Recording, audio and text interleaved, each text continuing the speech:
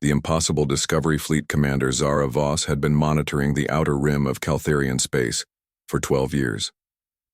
In all that time, she had seen smugglers, lost cargo ships, and the occasional scout from neighboring systems. Nothing had prepared her for what appeared on her screens that morning. The sensor array began screaming alerts across her command bridge. Red lights flashed as the automated systems tried to process readings that seemed impossible. Zara's purple skin turned pale as she stared at the numbers flowing across her displays. "Commander, we have a massive contact approaching from the Terra sector," her communications officer, Lieutenant Kex, reported, his voice shaking. "Initial count shows at least 400 vessels, possibly more." Zara's four eyes widened in disbelief. 400 ships was larger than most planetary defense fleets. It was the size of force you'd need to conquer an entire star system. "Run the scan again," she ordered, her claws clicking nervously against her command chair. "There has to be an error." The young officer's hands moved quickly over his console. Minutes passed in tense silence as the computers processed the data again. When the results came back, they were even more disturbing than before. "Commander, confirmed count is now 512 vessels. The formation is over 3 light hours wide and appears to be moving in perfect coordination." Zara felt her stomach drop. The Caltharian Empire was powerful, but they had never faced a fleet this size from an unknown enemy. She had to report this immediately to High Command, but first she needed more information. "What's the energy signature analysis?" she asked her science officer, Dr. Yenth. The elderly scientist's tentacles writhed with confusion as he studied his instruments. "Commander, this is where it gets strange. The energy readings are massive, but they don't match any known propulsion systems in our database. Some of these ships are reading as large as our capital vessels, but their power output suggests primitive fusion drives." "That's impossible," Zara said. "Nothing that size could operate on simple fusion power. They'd need at least quantum cores or exotic matter reactors." Dr. Yenth's tentacles coiled tighter. "I've run the analysis 6 times, Commander. The readings are consistent. Whatever these beings are, they're using technology we don't understand." Zara stood from her command chair and walked to the main view screen. In the distance, she could see tiny specks of light that represented the approaching fleet. Each one of those specks was a massive vessel filled with unknown beings heading straight for Caltharian territory. "Have we tried to communicate with them?" she asked. Lieutenant Kex shook his head.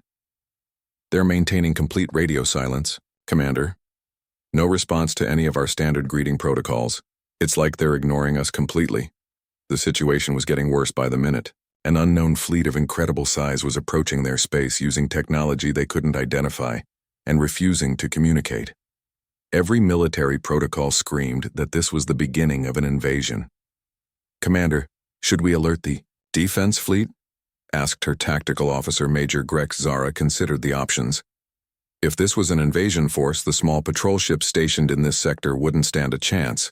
But if she called for military reinforcements and it turned out to be a misunderstanding, she could start a war with a previously unknown civilization. "Send an emergency transmission to Fleet Admiral Corex," she decided. "Tell him we have a potential first contact situation that requires immediate attention. Include all sensor data and make sure he understands the size of what we're dealing with." As her communications officer began transmitting the report, Dr. Yenth called out from his station. "Commander, I'm detecting something else. There are smaller vessels scattered throughout the formation. Hundreds of them. They appear to be support craft or escort vessels." Zara's blood ran cold. A main fleet of 500 large vessels with hundreds of support craft. This wasn't just an invasion force, it was a full-scale armada designed to conquer and occupy territory. "Analysis of the smaller vessels?" she asked. "Even stranger, Commander. They appear to be using the same primitive fusion drives, but their configurations are completely different from the larger ships. Some look like they might be cargo vessels, others could be troop transports." The pieces were falling into place in Zara's mind. A massive invasion fleet with support vessels, cargo ships, and troop transports. Whatever civilization was approaching, them wasn't just planning to attack, they were planning to stay. Lieutenant Kex looked up from his communication console with fear in his eyes. "Commander, I'm receiving reports from other monitoring stations along the border. They're all detecting the same fleet. It's not just approaching our sector, it's approaching along a front that spans 12 different systems. Zara felt her legs go weak. A fleet this size attacking along such a wide front could only mean one thing: total war. Whatever species was out there, they weren't coming to negotiate or explore. They were coming to conquer the entire Caltherian Empire. How long until they reach our outer colonies? She asked her tactical officer. Major Grex ran the calculations quickly. At their current speed, approximately 18 hours, Commander. 18 hours. In less than a day, the Outer Rim worlds would be facing an invasion force unlike anything in galactic history. Zara had to make a decision that could affect the fate of her entire civilization. Open a priority channel to High Command, she ordered. Emergency Protocol 7. This is not a drill. As the communication systems activated, Zara took one last look at the approaching fleet. Somewhere out there in those hundreds of ships was an entire civilization that had decided to make war on the Caltherian Empire. She had no idea who they were, where they came from, or what they wanted. But she was about to find out. The automated systems continued their scans, gathering data on the mysterious fleet. Each passing minute brought new information that only deepened the mystery. The ships were massive, but their technology seemed primitive. They traveled in perfect formation, but showed no signs of military organization. They carried what appeared to be civilian populations, but moved with the purpose of an invasion force. Dr. Yenth suddenly straightened at his console, his tentacles twitching with excitement and fear. Commander, I've isolated the quantum signature of their communication systems. I think I can identify their point of origin. Where? Zara asked, dreading the answer. The Terra system, Commander. They're coming from the human homeworld. The I name sent a chill through everyone on the bridge. Humans. The primitive species that barely had fusion drives. The ones that the galactic community had dismissed as too young and weak to be a threat. Somehow, those supposedly primitive humans had assembled a fleet that dwarfed anything in known space. That's impossible, Major Grex said. Intelligence reports show humans barely have 50 ships total. They're confined to maybe 4 or 5 star systems. Zara stared at the tactical display, watching the hundreds of ships continue their approach. Either their intelligence was completely wrong, or they were about to discover that humanity was far more dangerous than anyone had ever imagined. The Hidden Truth Captain Maria Santos stood on the bridge of the colony ship New Horizon, watching the stars streak past through the massive viewport. Her ship had once carried tourists on luxury cruises around the outer planets of the solar system. Now it held 3,000 families, all their possessions and everything they needed to start a new life among the stars. Captain, we're receiving updates from the lead ships. Her first officer, Commander Lisa Park, reported. We're approximately 18 hours from the first potential settlement systems. Maria nodded, trying to hide her exhaustion. She had been awake for nearly 36 hours, coordinating with the other ship captains in their massive convoy. What the rest of the galaxy didn't know was that every human ship in space was part of this journey. This wasn't an invasion fleet. It was the largest evacuation in human history. How are the families holding up? Maria asked. Better than expected, Lisa replied. The children are actually enjoying the adventure. Most of them have never been this far from Earth before.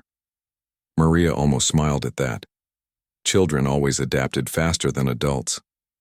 While their parents worried about the unknown future, the kids were excited to explore new worlds and meet alien life forms. If only they knew that first contact might not go as smoothly as the movies had suggested. Deep beneath the Rocky Mountains on Earth, Admiral Chen Wei monitored the progress of Operation New Dawn from the Emergency Command Center.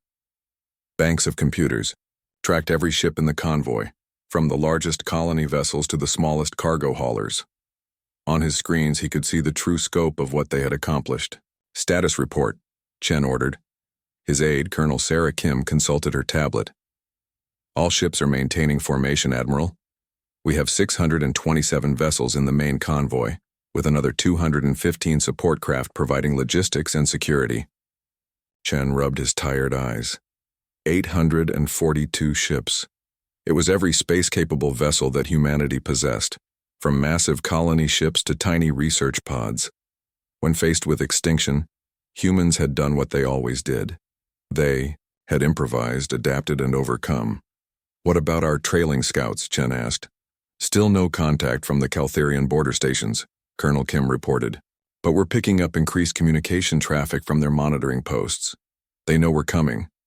Chen nodded grimly. The Caltherian Empire controlled this region of space, and humanity's convoy would have to pass through their territory to reach the suitable planets they had identified for colonization. They had hoped to make peaceful contact and negotiate passage, but so far the aliens had remained silent. Back on the New Horizon, Maria received a priority communication from the convoy's flagship. The massive industrial vessel, Earth's Dream, had been hastily converted from a deep space mining platform into a command ship for the entire operation. "New Horizon, this is Admiral Rodriguez aboard Earth's Dream," came the voice over the communication system. "We need all ship captains for an emergency briefing in 10 minutes. Maria exchanged worried glances with her bridge crew. Emergency. Briefings were never good news, especially when they were this deep in alien space with nowhere to run. 10 minutes later, Maria found herself in a virtual conference with the captains of dozens of other ships. The holographic images filled her ready room as she recognized faces she had known for years. These weren't military officers. They were civilian captains who had volunteered to lead their communities into the unknown. Admiral Rodriguez appeared on the main screen, his weathered face showing the strain of the past few weeks. Behind him, Maria could see the industrial interior of his converted mining ship, with its massive cargo bays and heavy machinery. "Ladies and gentlemen, we have a situation," Rodriguez began. "Our long-range sensors are detecting military activity throughout the Caltherian border region. It appears they're mobilizing significant forces in response to our approach." Captain Jake Morrison of the converted cargo hauler, Prairie Wind, leaned forward in his chair. "Are they planning to stop us, Admiral?" "Unknown at this time," Rodriguez replied. "But we need to be prepared for the possibility that they view our convoy as a threat."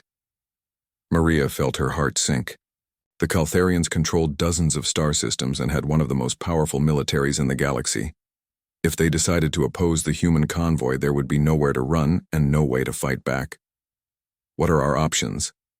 asked Captain Ellen Hayes of the research vessel Discovery. Rodriguez was quiet for a moment, consulting with his staff off-screen. When he returned his attention to the conference, his expression was grim. "We continue on course," he said finally. "We have no choice. Earth is dying, and these systems represent our only chance for survival. We'll try to establish communication and explain our situation. Hopefully they'll understand that we're not invaders, just refugees looking for a new home." The conference continued for another hour as the captains coordinated their response to the developing situation. Each ship in the convoy had a specific role to play, from the massive colony vessels that carried entire communities to the smaller cargo ships that transported essential supplies and equipment. What made the situation even more complex was the nature of their fleet. The Caltherians were seeing hundreds of large vessels approaching their space, but they couldn't know that most of those ships were civilian craft hastily modified for the journey. The luxury liner Stellar Princess now carried 4,000 colonists instead of wealthy tourists. The mining ship Rock Crusher had its industrial equipment reconfigured as defensive systems. The research vessel Curiosity used its scientific instruments to scan for suitable planets and potential threats. Every ship told the same story. Humans taking whatever they had and making it work for their survival. It was the same spirit that had taken them from caves to cities, from Earth to space, and now from a dying world to the stars. As the briefing ended, Maria returned to her bridge to find her crew monitoring the long-range sensors. The images on their screens showed the approaching border of Caltherian space, marked by a series of monitoring stations and patrol craft. "Captain, we're starting to receive scanning beams from the alien stations," Commander Park reported. "They're definitely watching us." Maria studied the tactical display. From the Caltherian perspective, They were seeing a massive fleet of unknown vessels approaching their territory. The energy signatures from their fusion drives would look primitive, but the sheer size of the convoy would be terrifying. What they're seeing is the entire human space-based population, Maria said quietly. Colony ships, cargo haulers, research vessels, mining platforms, even luxury cruise ships. Everything we could get into space. Her communications officer, Lieutenant Tommy Chen, looked up from his console. Captain, I'm detecting increased military chatter from the Caltherian forces. It sounds like they're calling for reinforcements. Maria felt a chill run down her spine. If the Caltherians mobilized their military against the human convoy, the result would be a massacre. The converted civilian ships had basic defensive systems at best, and their fusion drives were no match for military-grade propulsion. But there was no turning back. Behind them lay a dying Earth, poisoned by centuries of industrial pollution and climate change. Ahead lay the unknown and possibly the last hope for human survival. Maintain course and speed, Maria ordered, and keep trying to establish communication. We need them to understand that we're not here to conquer. We're here to survive. As the New Horizon continued its journey toward the Caltherian border, Maria couldn't help but think about the 3,000 families sleeping in the converted passenger cabins behind her. They had trusted her to lead them to safety, and she was determined not to let them down. The next few hours would determine the fate of humanity among the stars. Either they would find understanding and acceptance, or they would face the might of an alien empire that saw them as invaders. Either way, there was no going back to the world they had left behind.